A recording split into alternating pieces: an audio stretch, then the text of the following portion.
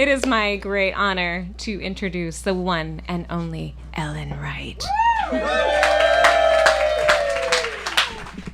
It's 12:04 on a Thursday, and I'm sitting on the couch in my brother's girlfriend's house in San Antonio.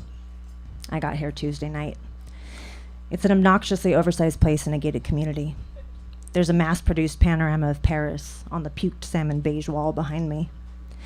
My brother is passed out in their bedroom, which is upstairs and bigger than my apartment. He's on his back with his mouth agape, and I know this because I went in a little while ago to sneak an Adderall from his bottle on the dresser to try to take the edge off my hangover. My brother moved to Texas nearly a year ago to be with Katie, who had a job and owned a home. My brother was renting a room in a friend's house in PB and working at a new job he hated, his first since being discharged from the Army 7 years prior, after 7 years in. He and Katie met while she was temporarily working remotely from his office. He passed a note to ask her out, feeling too self-conscious to talk to her in an office full of dudes. They did the long-distance thing for about 7 months, one or the other flying out every 3 or 4 weeks. Last summer, he started talking about moving to Texas to be with her. I'm older, by 3 years and 8 months, and we had a standard sibling dynamic as kids, very love-hate. We would play together for hours, his Ninja Turtles riding in my Barbie Corvette. But when I didn't want to play and was shut in my bedroom, he would knock on the door and run down the hall, with me always yelling after him. He expertly pushed my plentiful buttons, still does. Over the years, we exchanged countless blows, both physical and verbal. But if any one or thing threatened the other, we were the first line of defense. As I succumbed to adolescence, I really didn't like him. I thought he was annoying and immature, but to be fair, I didn't really like anyone, least of all myself. After 9/11, he decided to join the Army to defend his country. He was 18, still gangly and pimply and goofy. I went to his graduation from boot camp in Kentucky. It took me a long minute to pick him out from the group, everyone identically shorn and uniformed, and so young. He couldn't turn his head the first day of our visit. He'd not been allowed for weeks and couldn't break the habit. His only request was a box of Trix cereal, which he ate in one sitting. We started writing letters back and forth after basic training while he was stationed in the U.S., and I began to appreciate him in a way I never had. I had taken him for granted, my pesky little brother, always underfoot, poking me or teasing me or repeating a joke until someone yelled at him to stop. But now that he wasn't around, I missed him. The morning he was to fly to Iraq on his first deployment, I was working at a cafe and spilled scalding hot coffee across the top of my hand. I was so distracted. We continued our correspondence, my letters now addressed to a forward operating base. Once he complained about the lack of pornography available, so I made a trip to the Hillcrest newsstand to pick some out for him. It's a delicate state of mind to be in, deciding what you want your little brother to beat off to.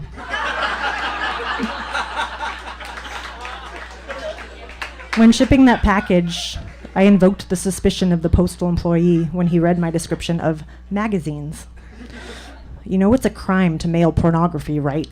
he said as I felt myself turning red, because I am a terrible liar. "My baby brother is getting shot at in a war zone. Let him have his porn," I thought defiantly. I eagerly awaited his visits home. His first leave after Iraq was over the 4th of July holiday, and we spent it at my dad's house barbecuing. In the midst of the fireworks, I realized he wasn't outside with us watching. I found him in the living room, staring at the comics section of the paper. We've been going to Disneyland regularly since we were kids, always enjoying the big booming finale. Now we leave the park before it starts, usually waiting them out in a bar. He always says he's okay, that it's not a big deal. He just prefers to not be around for the fireworks, but I see the flinches and the far-off look in his eye. I know he saw terrible things, the kind of things that can't not change a person, the kind of things I'll never understand. I know he saw friends of his killed right beside him in the same vehicle. After he got out, we were closer than ever. He was my best friend. Others marveled at our relationship. Someone once said to me, "You know that's not typical, right?" And I did, kinda. I was proud of what we had. We didn't have to explain ourselves. And we had so much fun. We drank together, a lot.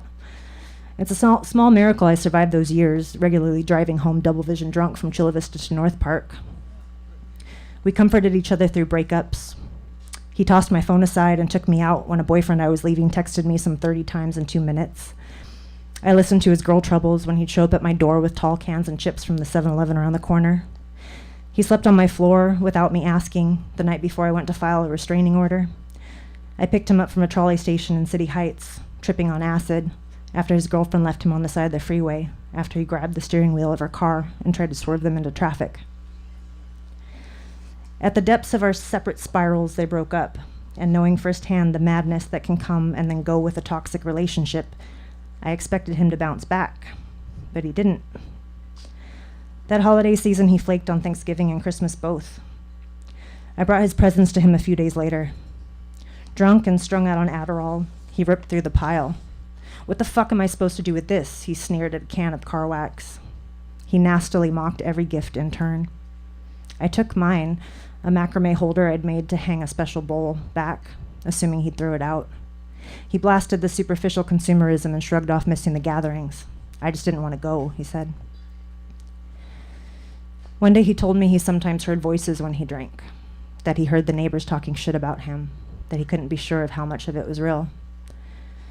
He was increasingly distant with my mom. She observed that if she asked too many questions he didn't want to answer, he stopped coming around.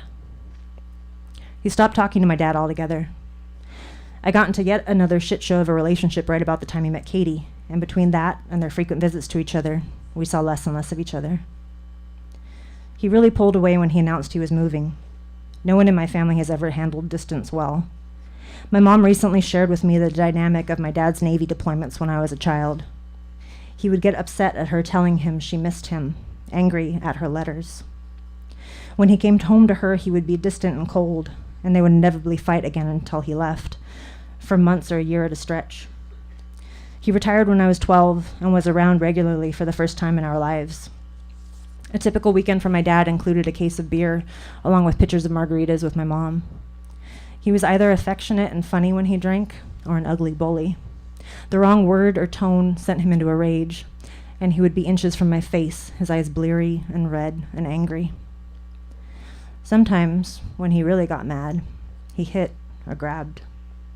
My brother got it much more than I.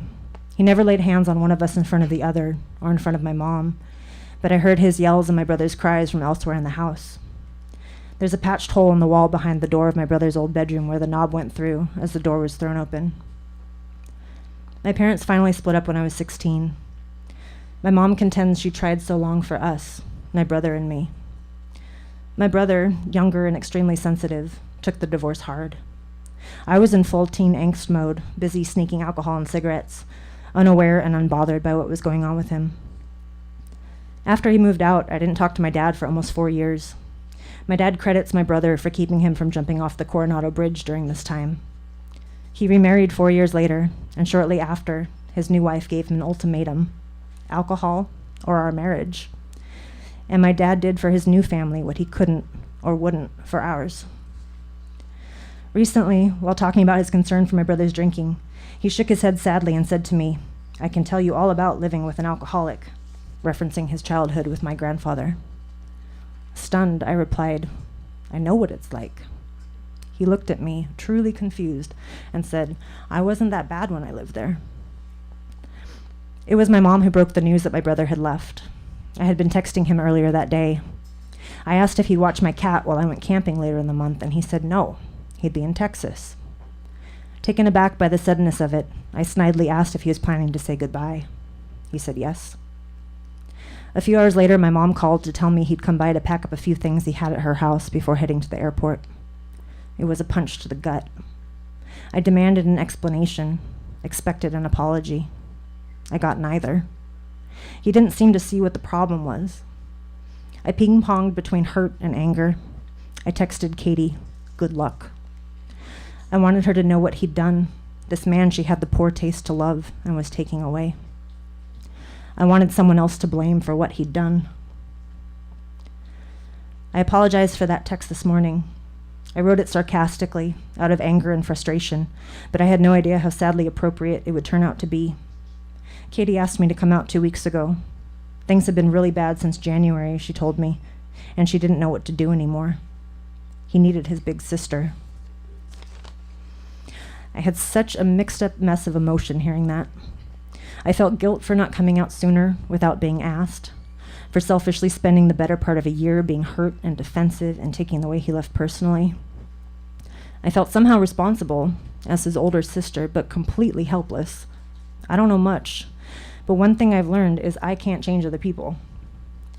I felt like a hypocrite, potentially coming out to lecture him about coping with depression while myself battling a particularly nasty bout of it, or giving him shit about his drinking when I couldn't remember my last day sober. I felt resentment at being asked to do the impossible, and at the reminder of how far removed I was, both physically and psychically. But I felt hope, too, that maybe I could do something, and at least I'd be trying, and if nothing else, I'd get to spend some time with my brother. He and I had planned to drive to Austin today. He came downstairs a while ago to get something to eat, mumbled he felt like shit. I asked what time he went to sleep, and he wasn't sure. He knows he fought with Katie after we came home from the karaoke bar, but can't remember what about. Sometime around 3, I heard her yell, "Stop fucking drinking," and a lot of crashing and banging that sounded like things being thrown. I fly home to San Diego in just about 24 hours. I don't know if I should have a serious sit-down talk with him. We talked a little yesterday. He said he's depressed. He said he's seeing a psychiatrist who he thinks doesn't care, whom he just tells what he thinks he wants to hear. He takes his medication when he remembers. He just needs a job, he said. He just needs to exercise. Things are better than they were. He's careful not to drink so much that he punches holes in the walls. A buddy of his from Iraq, a husband and a father, hung himself last month, so that's got him a little wound up. He wants to move to South Dakota with Katie, get away from big cities and all the stupid sheeple. California was worse, he said. Everybody in such a goddamn hurry all the time, and he'll never move back. I'm afraid if I tell him what I'm really thinking, that he's in serious, life-threatening peril and needs intensive professional help, he'll shut me out entirely. Katie is scared of the same thing. Told me when she's been stern with him, he won't talk to her for days after. She's begged him to go to therapy, and he refuses. She worries about leaving him at home with alcohol and guns when she goes to work. She doesn't understand what happened and feels like it's her fault. I think part of what scares me is I see so much of myself in him. The generations of mental health problems and substance abuse, the way we grew up, so much of the way we think and see and know the world. But there's this space between us that's never been there, and I'm so afraid it's there for good. I fumble for the line between being supportive and being abused, and he's so negative and angry and misanthropic these days, I don't like being around him. I was jealous when he came out here for Katie, but now don't envy her in the least. I'm looking so hard for the boy who would cry half the car ride home from Chino after a weekend with my cousins, every time, for the man who would shoot the dirtiest look at someone being rude or mean to someone else more vulnerable. He's in there somewhere, under booze and pills and PTSD and depression and fucking life. I just hope he has some kick left in him. Because as much as I want to figure it out and dissect it and make it better, this is another war that's not mine to fight and that I'll never completely understand.